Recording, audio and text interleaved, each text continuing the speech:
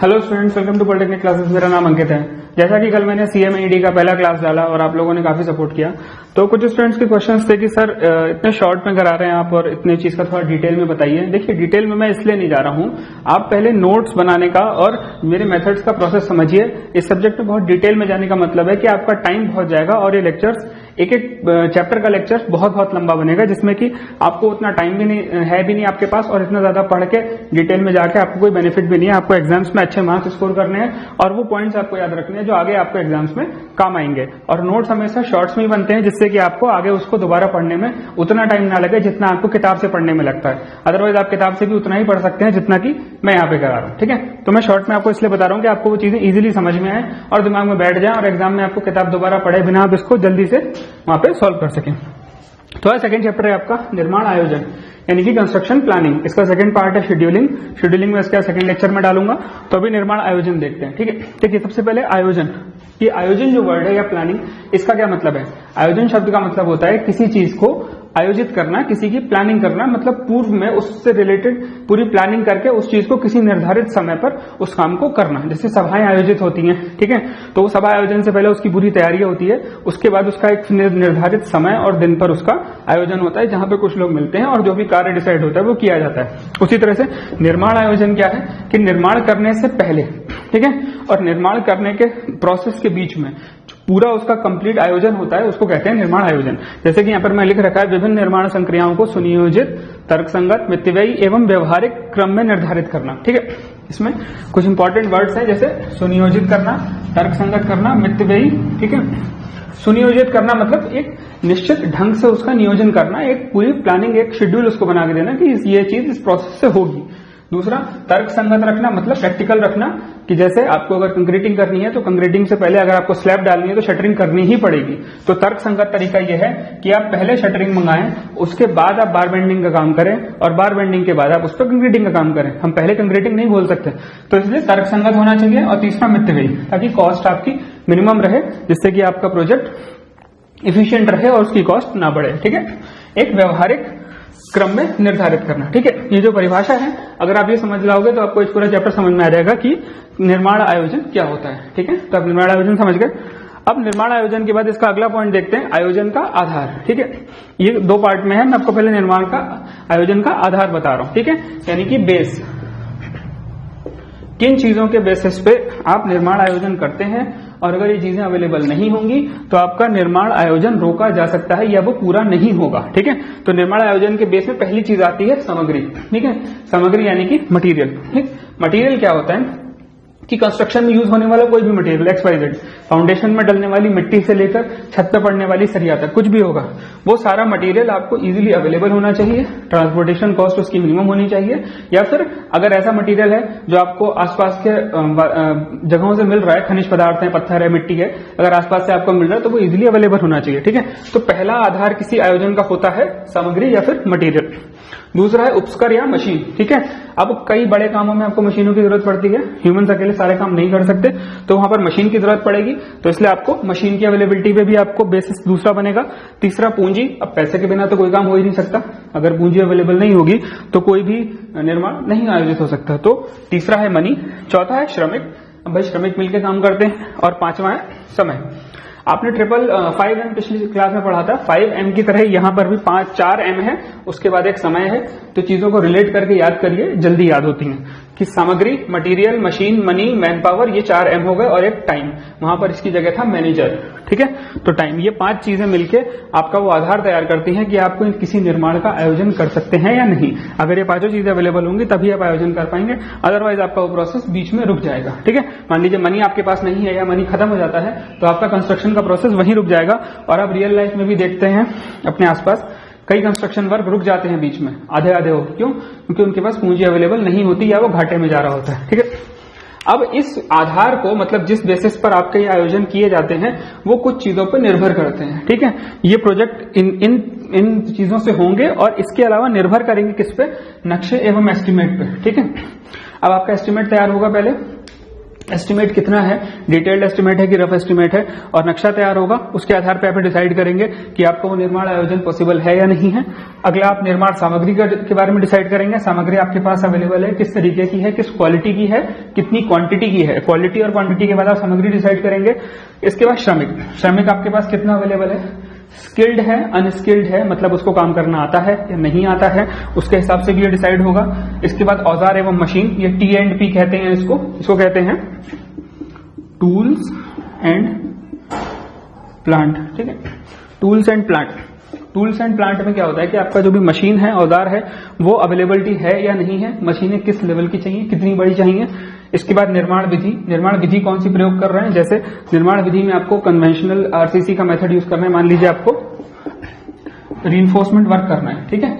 अब रीइंफोर्समेंट के लिए आप नॉर्मल कन्वेंशनल आरसीसी वर्क कर रहे हैं, पोस्ट टेंशनिंग वाला काम कर रहे हैं, प्री टेंशनिंग का काम कर रहे हैं, तो निर्माण विधि कौन सी है वो पता होना चाहिए। वित्तीय आगत मतलब फ्लो ऑफ कैश बना रहना चाहिए, क्योंकि समय समय पर अगर पैसा नहीं मिलेगा तो जो श्रमिक काम कर रहे हैं उनका भी काम में मन नहीं लगेगा, और जो आपका सामग्री और दूसरी चीजें वो रुक जाएंगी। ठीक है, इसके अलावा स्थल सुरक्षा एवं संचार।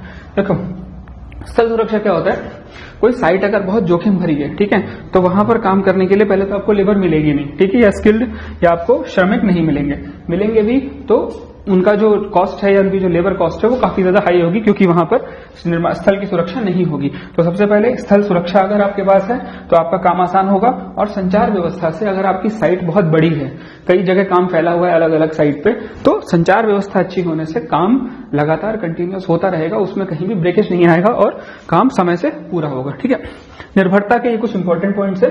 आप अगर बुक देखोगे तो इसमें और भी पॉइंट्स हैं, पर आप इतना लिख दोगे ये सफिशिएंट है।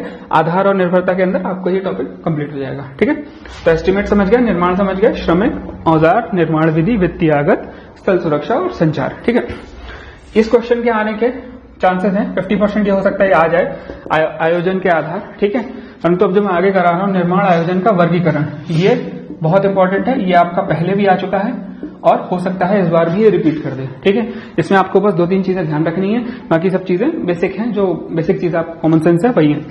ठीक है, निर्माण आयोजन का वर्गीकरण, यानी कि कंस्ट्रक्शन प्लानिंग कितने टाइप से होती है।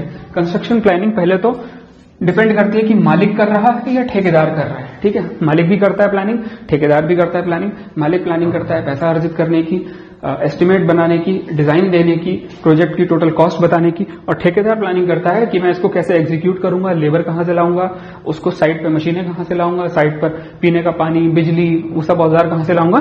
तो ठेकेदार की प्लानिंग अलग होती है और मालिक की प्लानिंग अलग होती है। ठीक है, अब मालिक द्वारा आयोजन और ठेकेदार द्वारा आयोजन, ये आसान इसलिए कि इसमें सिर्फ 2 ही चीजें हैं जो दोनों में कॉमन है। Pre tender planning, colour change कर देता हूं, प्री टेंडर प्लानिंग और पोस्ट टेंडर प्लानिंग। ठीक है, प्री टेंडर प्लानिंग क्या होता है, निविदा, टेंडर का मतलब होता है निविदा। ठीक है, निविदा आमंत्रित की जाती है ठेकेदारों से। ठीक है, अब मालिक के लिए भी ठेकेदार को निविदा देने से पहले वो क्या प्लान करता है और निविदा देने के बाद प्लान क्या करता है। प्री और पोस्ट का मतलब ये है कि निविदा देने के पहले मालिक द्वारा क्या आयोजना की जाती है और निविदा देने के बाद। ठीक है, तो निविदा देने से पहले मालिक क्या काम करता है, या मालिक यहां पर कोई सरकारी विभाग भी हो सकता है, ये जरूरी नहीं है प्राइवेट मालिक हो, ये ऑब्लिक में कर लीजिएगा, सरकारी विभाग या मालिक द्वारा आयोजन।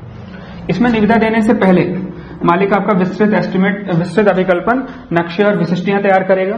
ठीक है, क्योंकि निविदा तभी जाएगी, निविदा का मतलब है टेंडर में आपका कोई कॉन्ट्रैक्टर उस प्रोजेक्ट में जब इंटरेस्टेड होता है तो वो उस प्रोजेक्ट को पूरा करने के लिए अपनी टोटल कॉस्ट कितने में वो पूरा करेगा, उसने क्या क्या मद लगाए हैं, क्या उसकी कॉस्ट है, क्या उसका ठेके का ड्यूरेशन है, क्या उसकी कंडीशंस है, वो सारा भर के एक फॉर्म में जमा करता है। ठीक है, तो अब उसके लिए ठेकेदार को भी डिटेल्स पता होनी चाहिए कि क्या प्रोजेक्ट है, कितना बड़ा प्रोजेक्ट है, समय कितना लगेगा, उसी के आधार पे वो अपनी खुद का एस्टिमेट निकालेगा कि मैं इसको कितने में पूरा कर दूंगा। ठीक है, विद लाभ। तो विस्तृत अभिकल्पन, नक्शे और विशिष्टियां, ये मालिक या सरकारी विभाग को तैयार करवाना पड़ेगा निविदा देने से पहले। उसके बाद समाचार पत्रों में निविदाएं देनी पड़ेंगी, किसी पब्लिक न्यूज़पेपर में जो कि कई लोगों द्वारा पढ़ा जाता हो ताकि सबको तक न्यूज पहुंच जाए। उसके बाद ठेका पत्र जारी किया जाएगा, मतलब निविदाएं आने के बाद ठेका पत्र जारी किया जाएगा। उसी ठेका पत्र को भर के ठेकेदार आपके पास अपने ठेके की निविदा आपको जमा करेगा और एक धरोहर राशि रखवाई जाएगी। धरोहर राशि इसलिए रखवाई जाती है, इसको अर्न्स मनी भी कहते हैं, ताकि वही लोग ठेका पत्र भरें जो वाकई में काम करने के लिए इंटरेस्टेड हैं और जिनमें काम करने की काबिलियत है। फालतू लोग ना भरें ताकि इन सब कामों में प्रोसेस में समय ना खराब हो। अगर आप यहाँ 10 में से 5 लोग ऐसे आ जाएं जो ठेका पूरा ले ही नहीं सकते, जिनके पास उसकी काबिलियत ही नहीं है, वो उस काम का एक्सपीरियंस ही नहीं है, तो ऐसे लोग उस ठेके को ना भरें। इसको रोकने के लिए धरोहर मनी या अर्न्स मनी जमा करवाई जाती है। ठीक है, तो प्री टेंडर प्लानिंग में इतनी चीजें आती हैं, इनको आप नोट कर लें और इसको बस टू द पॉइंट लिखना है। मैंने इतना बताया, आपने इतना सुना। अब इसके बाद हर टॉपिक की अगर आप 2-2 लाइन भी लिख दोगे, इतना तो मैं बता चुका हूं, तो अगर 2-2 लाइन भी लिख दोगे तो आपका ये एक पन्ने का तो कहीं हो जाएगा। ठीक है, तो प्री टेंडर प्लानिंग आप समझ गए। पोस्ट टेंडर प्लानिंग, अब निविदा जब ठेका पत्र जमा कर दिया ठेकेदार ने, उसके बाद पोस्ट टेंडर प्लानिंग होती है। उसमें क्या होता है कि सबसे पहले टेंडर खोलने की तिथि और समय जारी किया जाता है। ठीक है, ये भी पब्लिक में दिया जाता है ताकि सबको पता चल जाए, किसी के साथ भेदभाव ना हो। तो टेंडर खोलने की तिथि और समय दिया जाता है। उसके बाद न्यूनतम दर बताई जाती है। हर ठेकेदार अपनी अपनी कॉस्ट देता है और वो कॉस्ट किसी के सामने नहीं खोली जाती इस तिथि से पहले।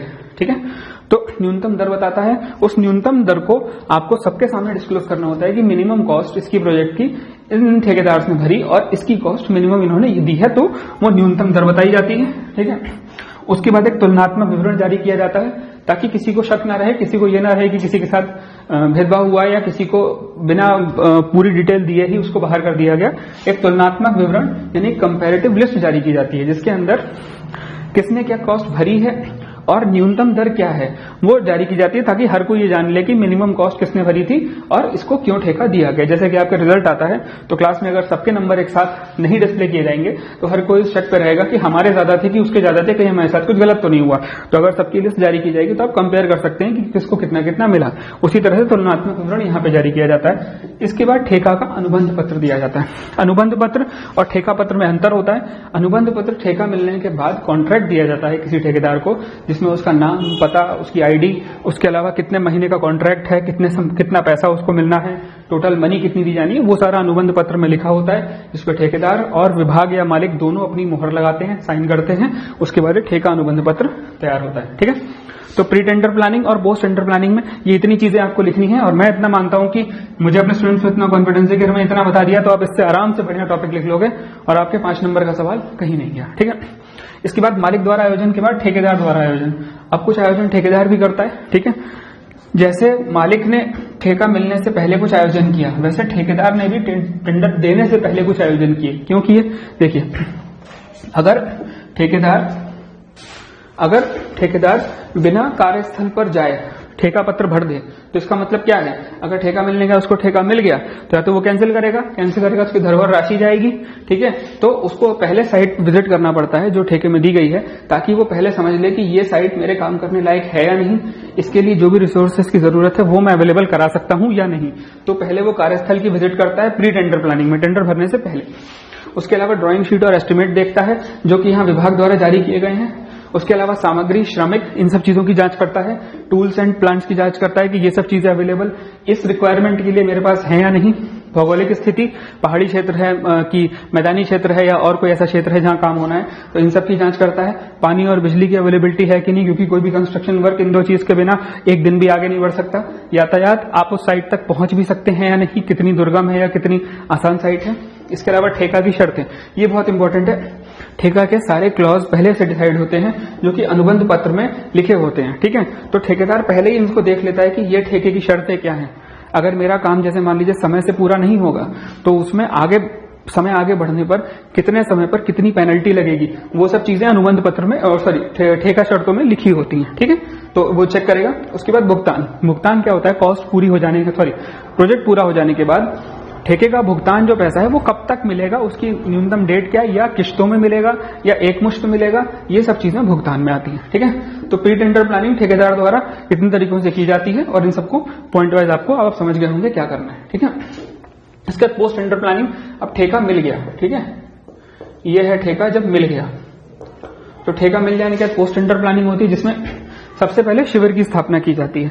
आपने देखा होगा जब रोड पे ब्रिजेस बनते हैं या बड़ी रोड प्रोजेक्ट होते हैं तो रोड प्रोजेक्ट के साथ साथ छोटे छोटे एक एक रूम के सेट बनाए जाते हैं, जिसमें इंजीनियर्स के लिए अलग होता है, क्लरिकल लेवल्स के लिए अलग होता है, साइट पर श्रमिक काम कर रहे हैं उनके लिए अलग व्यवस्था होती है। क्यों? यही होते हैं शिविर। क्योंकि आप साइट पे काम कर रहे हो तो आप रोज अपने शहर वापस लौट के तो नहीं जाओगे, तो साइट पर ही शिविर की स्थापना की जाती है। तो पोस्ट टेंडर प्लानिंग में पहले शिविर की स्थापना करेगा ठेकेदार, उसके बाद क्रियाओं का निर्धारण करेगा। ठीक है, क्रियाओं का निर्धारण क्या होता है कि कौन सी क्रिया किसके बाद होनी है। ठीक, जैसे आपको फाउंडेशन बनानी है तो फाउंडेशन के सबसे पहले क्या करेंगे, आप पहले मिट्टी खोदेंगे, पहले सफाई करेंगे, डिमार्केशन करेंगे, उसके बाद मिट्टी खोदेंगे, खोद के मिट्टी बाहर निकालेंगे, फिर निकाल के उसको लिफ्ट करेंगे, फिर दूर फेंकेंगे, फिर वहां पर लाके स्लैब बनाएंगे पहले बेस पे फाउंडेशन का, उसके बाद फाउंडेशन तैयार करेंगे, फाउंडेशन ऐसे ऐसे ऊपर बढ़ेगी प्लिंथ लेवल तक। तो इसके बाद कर्मियों की नियुक्ति करेगा। ठीक है, इसके बाद कर्मियों की नियुक्ति क्या है भाई, मैंने पीछे बताया था यहाँ पे कि कोई भी ठेकेदार अपने काम को करने के लिए लेबर दो टाइप के ढूंढता है, एक स्किल्ड एक अनस्किल्ड। ठीक है, स्किल्ड लेबर वो होता है जिससे वो टेक्निकल काम कराता है, और अनस्किल्ड लेबर वो होता है जिससे वो नॉर्मल माल ढोवाना, इधर से उधर पहुंचाना, ये सारे काम करवाता है। ठीक है, तो कर्मियों की नियुक्ति। इसके बाद सामग्री की पूर्ति पीछे मैं बता चुका हूं कि उसको मटेरियल अवेलेबल है या नहीं, क्योंकि उसने ठेका ले लिया है, ये पोस्ट टेंडर की बात है। तो ठेका ले लेने की वजह से अब उसको सामग्रियों की पूर्ति करनी पड़ेगी, तो उसकी इंतजाम करना पड़ेगा। उपकरण, मशीन कहां से लाएगा। मदों का विश्लेषण। मद क्या होता है, आइटम होते हैं, आपने एस्टिमेट में पढ़ा होगा, आइटम्स होते हैं। जैसे कोई मटेरियल यूज हो रहा है कंस्ट्रक्शन में तो वहां अलग अलग आइटम होंगे। जैसे एक बिल्डिंग के अंदर आपका सीमेंट भी लगेगा, बालू भी लगेगा, कोर्स एग्रीगेट लगेगा, फाइन एग्रीगेट लगेगा, स्लैब वर्क में आपका स्टील लगेगा, ठीक है, वो बाय वेट लगेगा, इसके अलावा ब्रिक वर्क लगेगा। तो ये सब मटेरियल अलग अलग आइटम्स में काउंट होते हैं और अलग अलग आइटम्स की अलग अलग कॉस्ट होती है, उसकी अलग अलग टोटल एस्टिमेट बनता है। तो वही चीज है कि मदों का विश्लेषण, कौन सा मद में कितना सामान आना है और उसकी क्या कॉस्ट है, वो होता है मदों का विश्लेषण। उसके बाद समय और साधन, मतलब इस काम को टोटल कितने समय में करना है और उस जगह तक पहुंचने के क्या साधन है, कैसे आप उस प्रोजेक्ट को पूरा करेंगे। ठीक है, तो ये है निर्माण आयोजन। निर्माण आयोजन से रिलेटेड जितने भी इंपॉर्टेंट पॉइंट्स थे मैंने आपको इस एक बोर्ड में लिख दिए। मैं इसका अभी एक फोटोग्राफ भी आपको टेलीग्राम ग्रुप पे शेयर करूंगा, आप लोग उसको देख लें। और मेरे आपको ये राय है कि देखिए, नोट्स कभी भी ऐसे नहीं बनते कि दोबारा से पूरी किताब छाप दी जाए। ठीक है, नोट्स हमेशा शॉर्ट में बनते हैं और सबका अपना अपना तरीका होता है। आपको मैं ये एक बोर्ड में मैंने आपको एक चैप्टर लगभग 75% खत्म करा दिया, एक शेड्यूलिंग बची है थोड़ी सी, शेड्यूलिंग में इसी के बाद अगले लेक्चर में वो भी डाल दूंगा।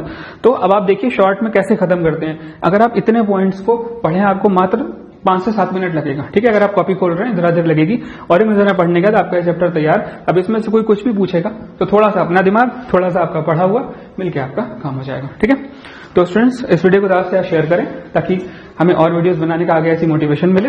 और अगर आपको कोई प्रॉब्लम हो तो आप कमेंट सेक्शन में पूछ सकते हैं। इसका 3rd वीडियो भी आज ही मैं डाल दूंगा, तो आपको प्लेलिस्ट में जाके मिल जाएगा। CMAED की प्लेलिस्ट हमारे चैनल पर पड़ी है। तो थैंक यू।